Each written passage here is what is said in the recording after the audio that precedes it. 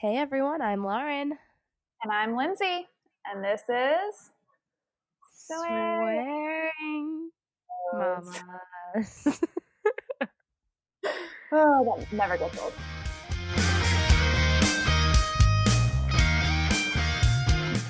All right, so welcome back everyone.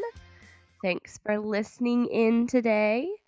Today we are covering the concept of carrying the mental load, which I'll go ahead and explain a little bit for anyone who doesn't know what that means. Um, so basically, there's a really great cartoon. I sent this to you, Lindsay, right? Yes. If you guys just Google carrying the mental load, that will pop up like right at the top of Google. But I'm not going to read it to you guys because it would be weird. Anyway, basically, it's just the it's just the idea that you, and this is typically the mom or wife in the relationship. That's what has been observed, but I'm not going to exclude that maybe there are some men out there who carry the mental load. But the concept is that the person doing it is always the one remembering, is always the one noticing, um, the one remembering to book a or schedule a doctor's appointment, the one remembering that it's time to, you know, do some sort of periodic household chore that's not like a daily thing, the one remembering um, that maybe a permission slip needs to be signed, like all of those things that are not normal everyday things. And then also noticing, like, maybe there's something around the house that has gotten dusty or dirty that needs to be cleaned. The other person in the relationship might not even notice that. So the burden of the mental load falls on this primary person who, for this episode, we're just going to go ahead and say it's the mom. It usually is, you know. So, so yeah, that's kind of what it means. And we'll go into a couple of different ways that it branches out into our lives. But I was thinking first we could go ahead and talk about how it directly affects the relationship between the spouses. So, Lindsay, did you want to go ahead and tell us about how your experiences are with carrying the mental load? Sure. So, like you said, my husband is a huge, uh, not fan, because this isn't a fan thing. He is a huge, not, I don't even know what the word I'm trying to look as. Anyways, he will, put dishes in the sink, and they will sit in the sink until I do them. And I'm like, Mm. you could help, because and then it's like, if I'm doing the dishes and Tim needs something, I'm like, hey, can you help Tim with this? And he'll be like, yeah, in a minute. And I'm like, Mm. no. Can you help Tim with this? Yeah, in a minute. And then sometimes I'll get done the dishes and then I'll do it because it still hasn't been done. Or like right now, we're potty training Tim. So Tim says, I need to use the bathroom, which we're really not to that point yet in potty training, but he does say it sometimes. And he'll be like, Daddy, I need to use the potty. And Drew's like, okay, 1 second. And I'm like, no. When he's telling you he needs to use the bathroom, you need to drop everything right then and there, and you need to go now. Now. Put the game down, go. So Oh, then, the game. See, he's playing yeah, video games during this sometimes. yeah, sometimes. Oh, I relate. Uh, you know. So then it does cause like issues because I mean, women tend to hold things. So then it's like, I'm just like, I get resentful because I'm like, you don't help me with the dishes, you don't help me with Tim. And it's like, I have to do everything while you're just sitting there. Like, come on, dude. So it does cause issues in relationships, especially with when a baby is added. But even when a baby's not there, like sometimes there's issues. Thankfully, we didn't have that before because we lived with each other before. And we had a roommate who, if she's listening, sorry, Hope, who would do the dishes thing. And I'm like, the dishwasher is right beside the sink. Just put them in there. So it was like, I didn't have any issues with Drew at the time because they were with Hope at the time. And then when Hope moved out, then Drew became the new.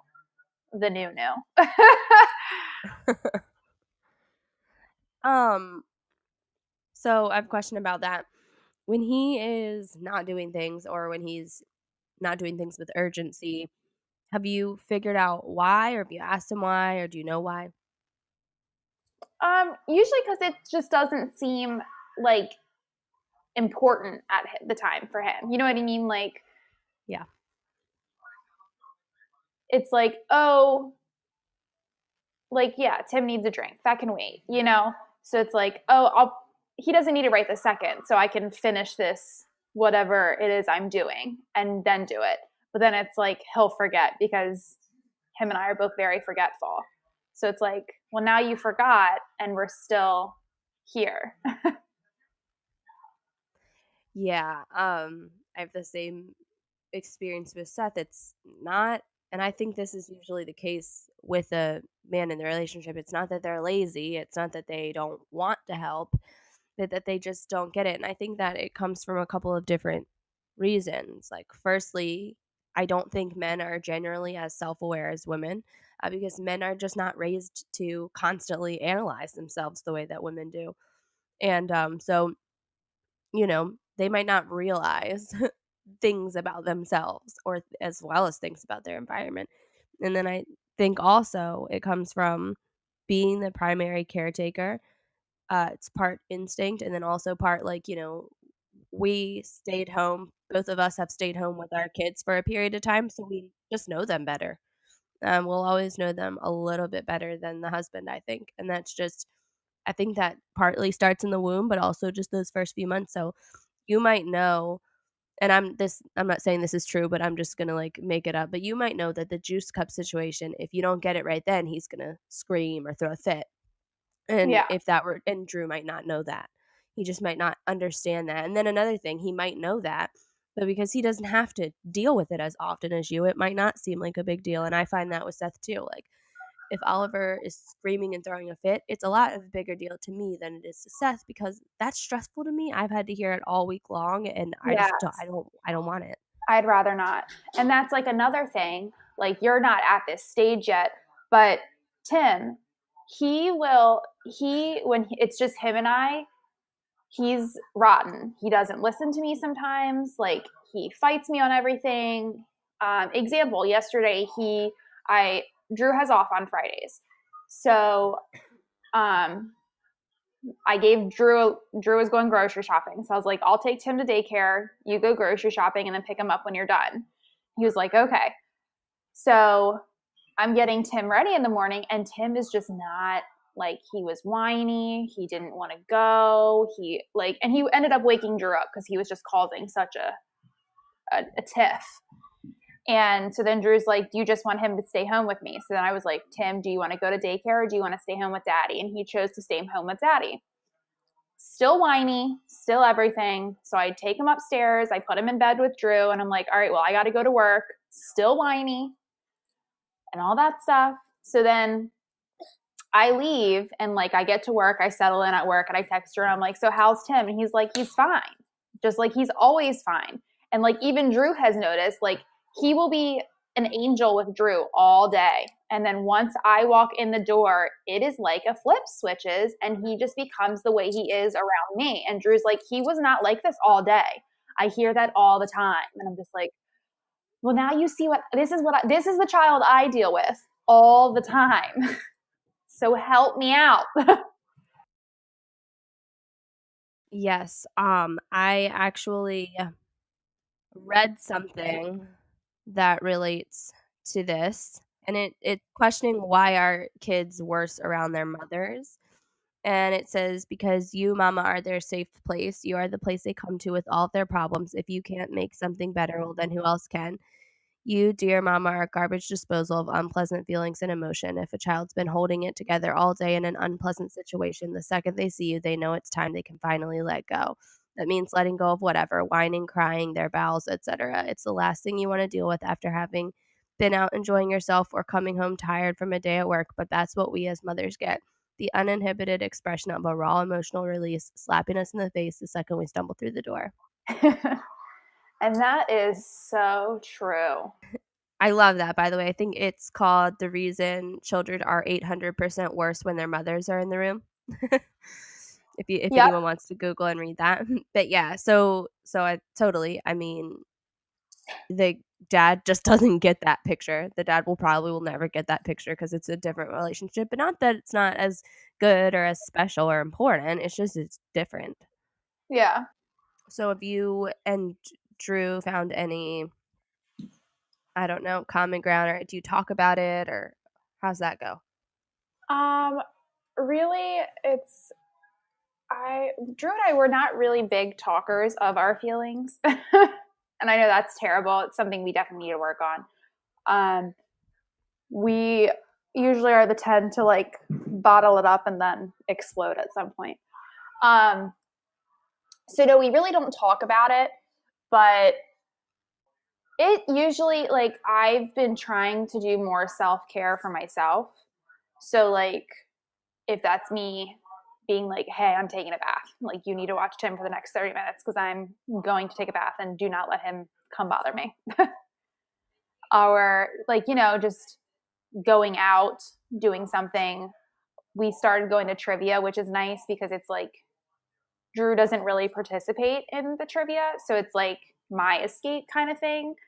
So, I mean, we do stuff like that, but it's just nothing really is done about the house stuff. Gotcha. Um, well, for us, it's pretty similar to the things you said. We pretty much have the exact same experiences, what you said. And Seth is also not one to talk about his feelings, but I am like the exact opposite. Like I want to talk about everything all the time, constantly. Um, so he knows how I feel, and it pretty much I've explained everything. In fact, even this topic of this podcast, I sent him. I got the idea about talking about this because of a couple of articles I've read. I even have sent them to him. And not very much has really changed. So I don't even know if it's really helped to talk about it because if anything, it might even make me more frustrated with him. Um, but at the same time, every once in a while, like yesterday, he did a bunch of stuff. Not everything he said he was going to do, not everything I needed him to do, but he did do some things. Um, around the house without me needing to, you know, point anything out. So, I mean, you know, I don't know. Maybe it helps to talk. Maybe it hasn't because, like I said, then when the thing is done again, I just get frustrated. Like certain things, just stupid little things, can make me like so angry now. Like a hanger Yeah. being in the wrong place. Like it makes me so Oh my mad. goodness. 'Cause I'm like, it No, just feels disrespectful. Like I've told you so many times, just do it. But their brains just they don't think about it. no. And I And mean, it like Drew, I will come to Drew's defense. He he has mild like OCD. So like he does the vacuuming in our house because that's just not something that we really don't have a lot of carpet. So I don't worry about that. Like there's other things that I need to worry about and I don't have a baby that's crawling. So I don't have a child like constantly, you know what I mean? So Drew's the one, he usually vacuums like once or twice a week. So he does that and he does the laundry. But even with the laundry, sometimes I'm like, he will do his clothes first because he needs his clothes like for the next day. So let's say he used all his work clothes So he needs them. So he'll do a load of literally all his work clothes. And then it's the end of the day. And like last week, there was one day where I walked in my closet and I was like, I literally have nothing to wear. Like none of my clothes are done. And then I went in Tim's room and he didn't have any like underwear. And I was like, oh my gosh, what is going on? So then I was just like upset about that. But I do mainly like cooking and that kind of cleaning. And it's still like, just help me out, please. Because after I cook, and I don't really cook easy meals. So it's like after I cook like this meal that causes like uses a lot of stuff and takes a long time, like the last thing I want to do is clean. I just made you dinner. Help me out. Right. Um, I one thing I've started doing is I make to-do lists and I leave them out where they can be seen. So I've told him this, and I mean, again, occasionally it helps, usually it doesn't. But whenever he says something like, well, I didn't know that needed to be done, or I don't, what do you need to be done? I'll say to him, like, there's no excuse anymore because everything that needs to be done over the course of the next like month, because that's how much housework needs to be done right now and how much things in our lives need to be done. Everything is written on that piece of paper that sits in the same place all the time. Um, so that also just helps me to clear my brain out. But I also just recently downloaded this app called Our Home. Um, he hasn't, I don't think he's downloaded it yet, so we haven't started using it together. I just got it like yesterday. But so far it looks really cool. I haven't gotten to play around as much as I want, but I believe what you can do I'm now is downloading. you can put any to-dos that need to be done, the chores. You can put a grocery list and you can put appointments and events and stuff on like a calendar. Um, so I'm hoping that maybe that will help. Maybe having it on the phone because we're always looking at our phones, maybe Yeah. that will strike him more than a piece of paper. But I don't know. I think this is just like a challenge that's always a challenge for everyone, and I don't I don't know. I mean, I think there are ways you can make it worse, but so far it's like I haven't found anything to make it much better. Because like I said, that's how their brains work, and that sucks. But if you're the spouse in the relationship, whether you're a man or maybe if you are um in a same-sex relationship and you're not the person that is the primary caretaker, um, you just have to make yourself mindful. That's what you have to do. You have to step outside, and that's the thing. I don't fault Seth for not noticing things, but what I fault him for is for not making the choice to stop and look around him and see what needs to be done, or to ask me, "Hey, when is Oliver's next doctor's appointment?" Or, things of that nature. Like, if you don't notice, you have to make a choice to try. Yeah. I'm just now Um, downloading this app. it looks really cool. Like I said, I haven't used it with him yet, but I think it's gonna be helpful. Um, okay, so the next thing I wanted to talk about is carrying the mental load, how it affects not your spousal relationship, but your parental relationship, or how great you're doing at parenting. um, for me, it makes me less mindful, I think, and less present. Um, when I am so busy having to think about a million things and I've got to write things down, I've got to send a text, and I've got to make a phone call and all that. Like when I'm doing those things, I'm not playing with my child. I'm not reading him a book. I'm not, you know, there. And I don't think that he's like deprived of my attention. Um, so I think it's okay. But sometimes I wish that I could lighten this load for that Yeah, reason. What about you? I agree. And it's like uh, Drew actually said the other day, we were all sitting on the couch and I was on my phone, Drew was on his phone, and Tim was on his iPad. And Drew looked and he goes, we live such boring lives. Like, look at us.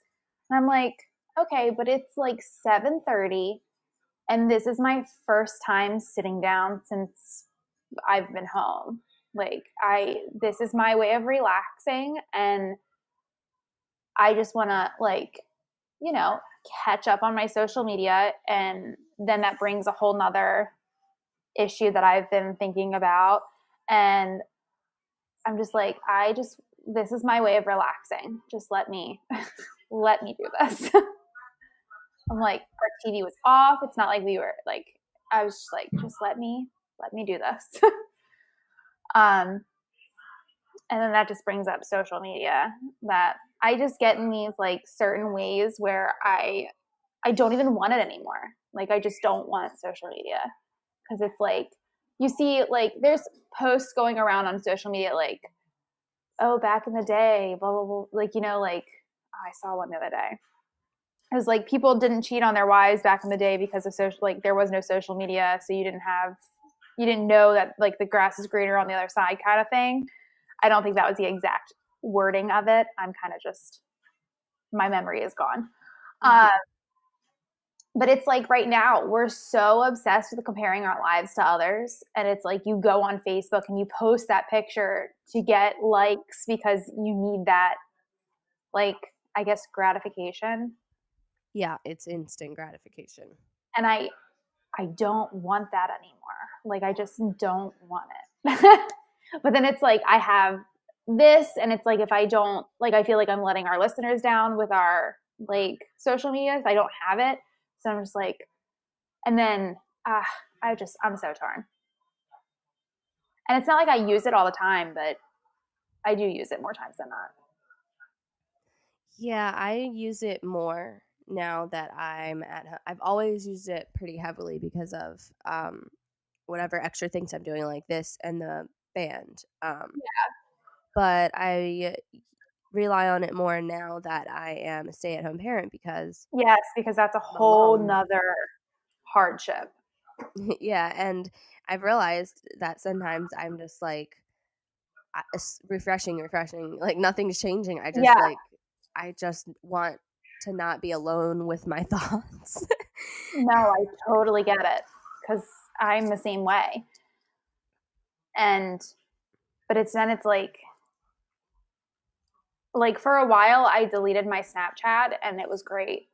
And then like I had people like, "Oh, why'd you delete it?" And I'm just like, "Well, I deleted it for lots of reasons.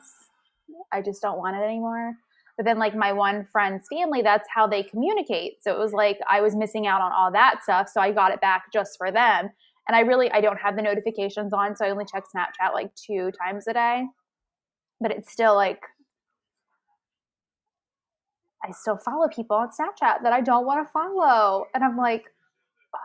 And now it's like if I delete them, and it's like if you don't add someone, they get offended. And I'm like, the reason I'm not adding you is I don't want to add you. Like, I don't want to be friends with you. Mhm.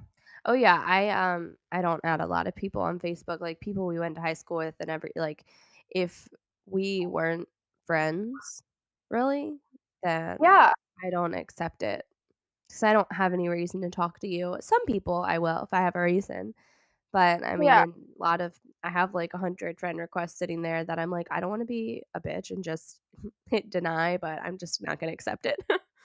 Oh, I hit deny. But I'm just like, I just don't want it anymore. Every time I see one of those posts on Facebook, I'm like, damn, that's true. And then I get in this funk of like not wanting it. And then I still keep it. And then I'll go Yeah. through like periods where I like delete the app and I only allow myself to get on like at nighttime. But then it's like I'm on it for so long at nighttime because I've gone the whole day without it. You know what I mean? So it's like you can't even do it that way. Yeah, I don't know the answer for that. It's definitely a newer thing. I don't know. Maybe in a few years we'll have more information on it. Um, but yeah, I don't is there any other ways that the sort of like stress interacts with your parenting abilities? I don't think so. Yeah. I think me either. Moms find a way to always make it happen. Always make it work. Yeah, and that's why like I always and like I see you do it a lot too. Like I always post those things on our page about like um kids don't really remember. Like even though you feel like a shitty mom because you're on your phone all day or whatever, like kids don't remember that. Like the kids I used to babysit for, like I it was 4 kids and they just didn't listen on some days. So there was some days I remember I would snap and there was one day where I was like crying and they were all just looking at me like I had 10 heads and I'm like, "You guys don't listen. Like you need to listen. It's not fair to me. Like you need to do this." And they were all like looking at me because I was legit crying. And like I would like yell at them and then when they like I would feel bad for yelling at them, so like at the end of the day I'd be like, are you still friends with me? And they're like, of course, Miss Lindsay, you're the best. And I'm just like, man, you don't even remember me yelling at you. This is fantastic because I'm literally still eating myself up inside that I yelled at you 2 hours ago. And it's like they completely had forgotten about that. All they remembered was us, like the fun things we did, like going out to the mall and like coloring. Like they didn't even remember that I yelled at them for whatever it was I yelled at them for. Yeah, I mean, if you're one of those parents that's like habitually only paying attention to other things, your kid will notice and it will affect them. But I mean, the things that happen from time to time, kids don't remember. And then, you know, you also, it's okay to not give your kid 100% of your attention all day long. Yeah. They don't It's need not that. possible. Yeah, It's not possible. right. Um, all right. So the next sort of like branch of the conversation that I wanted to talk about is brain drain. um, so I'll just explain a little bit about what I mean by that. Um, so if you guys have ever heard of, it's how do I explain? There's like those like bot messengers on Facebook Messenger. Do you know what I'm talking about? No. Yeah, there's a bunch of them, but one of them is called Shine.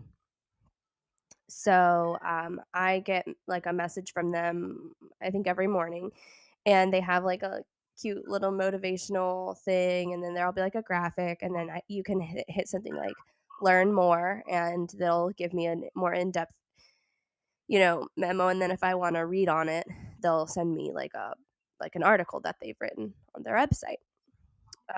So I like them; they're pretty neat, and they just sent me the other day an article about this, and that's actually what made me think that I wanted to talk about this on the podcast. So it's something called decision fatigue. So what they said is the average amount of remotely conscious decisions an adult makes each day is about 35,000. So from the time that your alarm goes off or the baby cries or whatever, the first thing that happens in the morning that asks your brain, am I going to get out of bed? That's your first decision. By the end of the day, you've made about 35,000 of those. That's a lot of decisions. Um yeah. So the concept of decision fatigue is that the more decisions you make, the poorer your choices are. And I just thought this was so fascinating. It really clicked with me that like this is why some people are impulse shoppers. Like they'll spend more money than they have when they're stressed out. At the end of the day, you've made tons of decisions at work or with your kids. You get out. Now you have to decide if you're going to buy something. Your decision making skills are horrible now, and so you buy it when you really maybe shouldn't have. That's why people yell at their kid, yell at their spouse, because their ability to make decisions suffers so much because they've done it so much. So, beginning of the day, you're doing pretty good. End of the day, you're just worn out. Your brain is drained, so to speak. Um, Yeah. so Do you want to tell me about your experience? Does that sound like something you go through or something that you can relate to? Oh yeah. I mean, I like when I like if I have like a bad day at work, you know what I mean? Like I guess a lot of decisions. When I get home, I'm just like just angry. Literally, I have a short fuse and everything just ticks me off. Like everything. And I know I go off a lot on like I take it out on Drew and I take it out on Tim. And it's not fair. And but I don't know how to change it because like my work just sucks.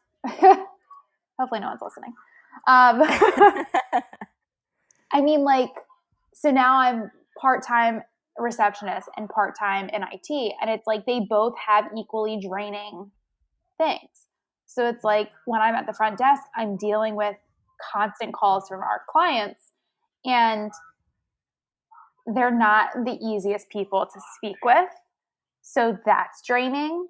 And then it's when I go down to IT, I'm very technologically advanced, and a lot of the people I work with are nowhere near technologically advanced. So, like, trying to explain something to someone, like, it's just draining and it's frustrating. And then there's some people that I just don't even like at work anymore because I've had to deal with them in IT situations. And I'm just like, you are terrible. Like, I get it. You're not technologically advanced, but I don't know how else to dumb this down. Like, I've literally dumbed it down. Like, I'm sorry. Like, I walk um my boss's office all the time, and I'm just like, sometimes I'm like, can you call them? Can you do this? Because I literally I can't do it anymore. Or it's like I'll have him deal with someone who I've dealt with like 4 times now. I'm like, you need to go to him because I just can't do it. So that right there is actually a good example of a decision that you made that helped you. You've made the decision to pass that off on the fourth time. Yeah. So, this was like mind blowing to me when I read this, because I never thought about all the stress I carry as 35,000 decisions. I always thought about it as things that are happening to me. Yeah. But after I read that, I'm not even joking. Within one day, so much changed for me, because I just realized I paid more attention to what is the decision. And when they said, whether you're going to hit the snooze button, that's your first decision of the day. I never even thought about that, but that is your first decision of the day. A lot of the time in the morning, I'm really tired. I don't feel well. Oliver cries, and I am trying to make the decision. I'm trying to remember, was it me who got up first yesterday, or was it Seth? Whose turn is it? Should I get up? Should I wait? Should I, tap on Seth's shoulder and ask him to do it? So then that makes me super, super grumpy. And it stresses me out more because Oliver cries longer if I don't get right up. So that's one thing. At night, I will remind myself, all right, it is my turn to get up tomorrow. As soon as Oliver cries, I'm going to get up. I'm going to do it with a smile on my face. I'm going to be in a good mood. And I'm just going to get him. Or, all right, it's Seth's turn. I've been doing this all week long. I would like a break. So tomorrow, when Oliver cries, Seth doesn't get up. I'm going to ask him to go get him, and now how Seth reacts to that might stress me out and upset me. I can't control that. Um, but I can also make the decision in advance how I'll respond back to that. If I'll bottle it up or if I'll say, hey, Seth, I got him yesterday and the day before. So making those decisions actually before that the time comes to make them is super helpful, especially when it's something like that. That can be stressful and upsetting. Um, Another really big one is these like stupid micro decisions, like what you're gonna eat for your meals. I've started planning what I'm gonna eat, and oftentimes what Oliver's gonna eat. Seth is not usually home for almost any meals, maybe one meal a day. So he doesn't always factor in. Sometimes he does. But I've started planning meals the night before, and I don't prep things. I don't, do all that. Um, I'm not saying you need to sit there and make a bunch of freezer crock pot meals, but I Oh, just, but if you do that, oh, I love that. yeah, if you can get that step, it's great. And I have started making overnight oats, so that means my breakfast is made. So that helps. But just taking 2 minutes in the evening, I'm not hungry. I just ate dinner, so I don't have that messing me up. I'm not like in the mood to eat anything. I'm just gonna say to myself, like, all right, here's what I'm going to eat tomorrow for my 3 meals. And I plan that out. And it helps me because a lot of the time I realized I was getting stressed out at lunchtime because Oliver wants my attention at that time. And I have to plan lunch and dinner because we are just quite frankly super broke. So, what we have in the house, I have to be really smart about it if I'm going to make it last 2 meals in a day. And otherwise, Yeah, I'm going to end up eating 2 peanut butter and jellies, or something something like that. Like if I yeah, want to be able to make it work, I have to plan. So then lunch gets stressful, and then it's this whole thing. So that really helped me. Just in the evening, I plan out. All right, here's what I'm going to eat for my meals tomorrow. Um, and then as far as the day goes, I haven't quite made like in full um, routine or set full plans. I might know that I want to go to the store if it works out. And usually I know that the best time of day to go, but I don't like micro plan my whole day. And I don't think that's necessary. But I've just been paying attention to what decisions can I make in advance, what decisions are the most stressful, and, how can I go ahead and prepare for that.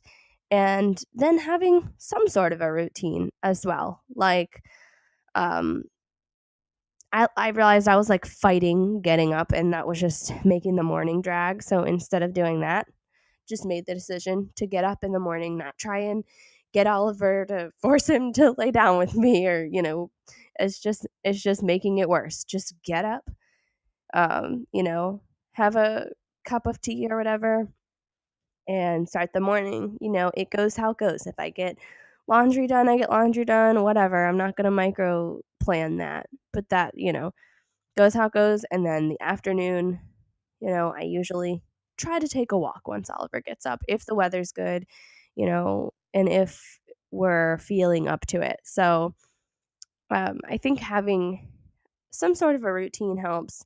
And also being flexible with it. Like, don't stress out if you're not fitting into your routine.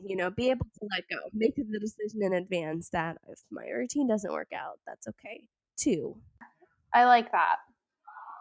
That's something that I need to start doing is waking up earlier, not hitting the snooze. Because that I know that would make my morning better. Yeah, definitely. And once your morning's better, you're just setting a good start for your day. Yeah, I think now that I've gotten a little better about making the quote unquote decision to get out of bed in the morning, that the next step for me in that would be setting alarm, getting up before Oliver so that I could have some time to myself, so that I could do some yoga. I used to do yoga in the mornings because Oliver used to go back to sleep when he was much younger, Mm-hmm. Now he wants to get up and play. So the next step for me would be making the decision to get up a little earlier, do the yoga, make the coffee, whatever it might be, to really like have a little bit of time set aside for myself. Um, but I think it's a process. You start out cutting down the easiest decisions that you can. Like for me, meal planning. That was a super easy decision to go ahead and just, all right, I'm gonna plan my meals at night. You know, Yeah, I do that on Sundays. for your whole week or I usually try to meal prep a lunch for Drew and I for the week so that it's just ready. Um, and then I try to have the meals for like dinner on planned because when I go the way I go grocery shopping is I do it by meal.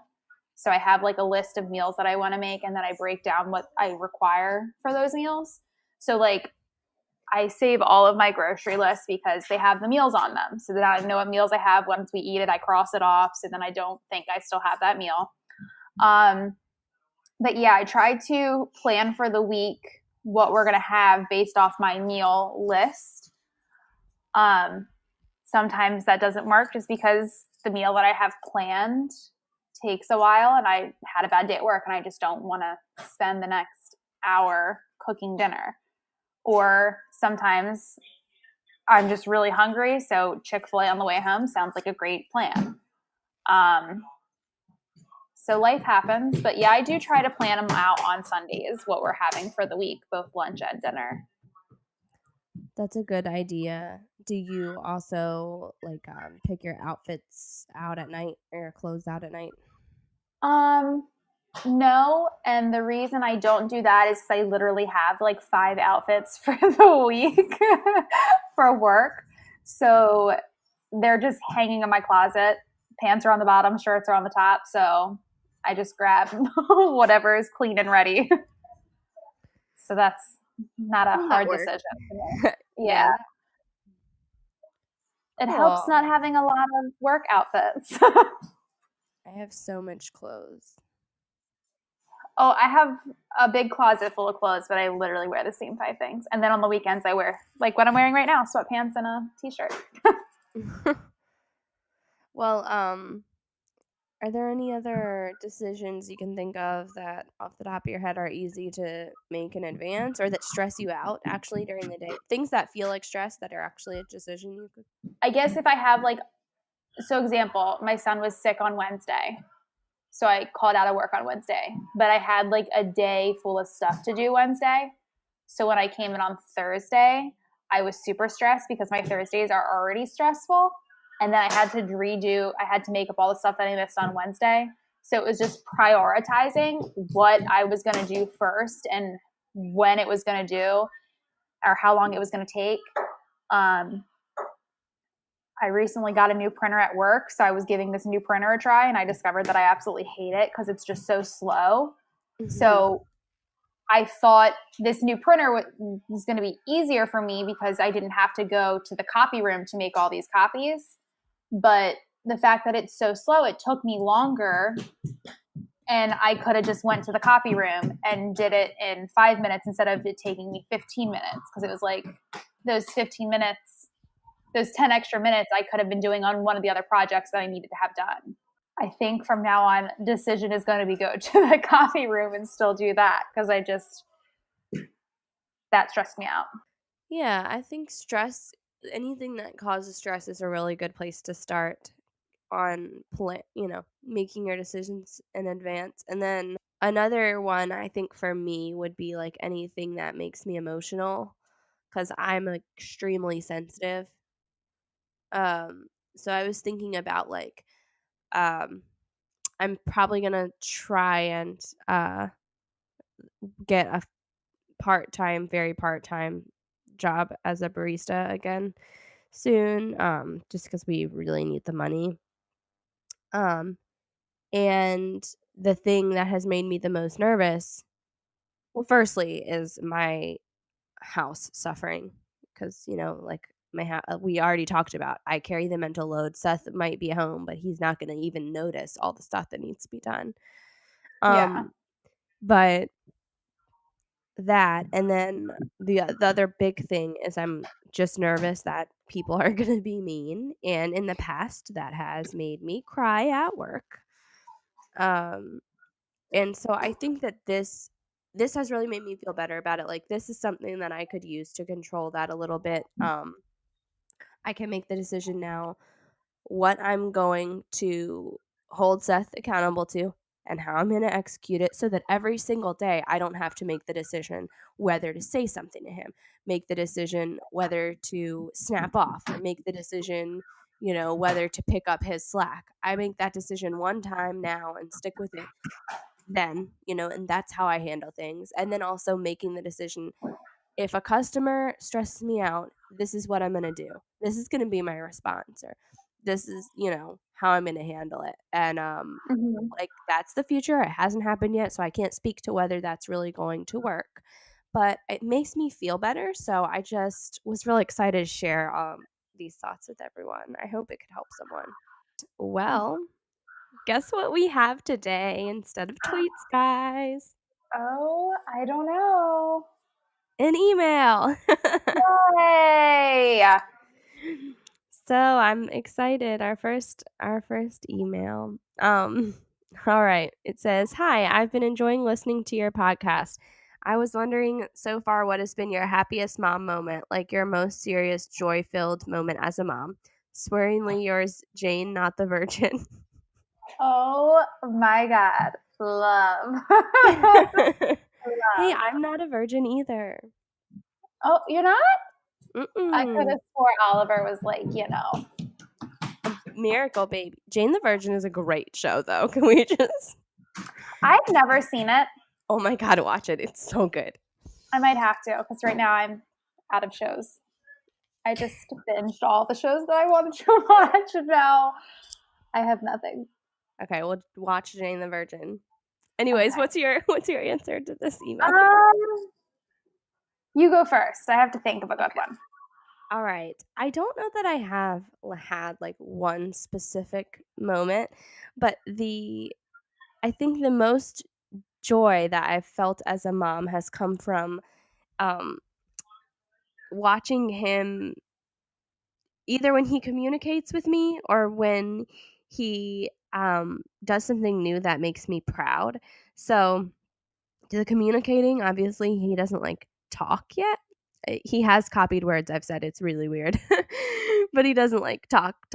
But like the first time that he smiled at me, the first time that he started laughing, even now, every time he laughs, it's like the most joy that I can feel. Anytime any kid laughs, it's the best sound in the world. It really is.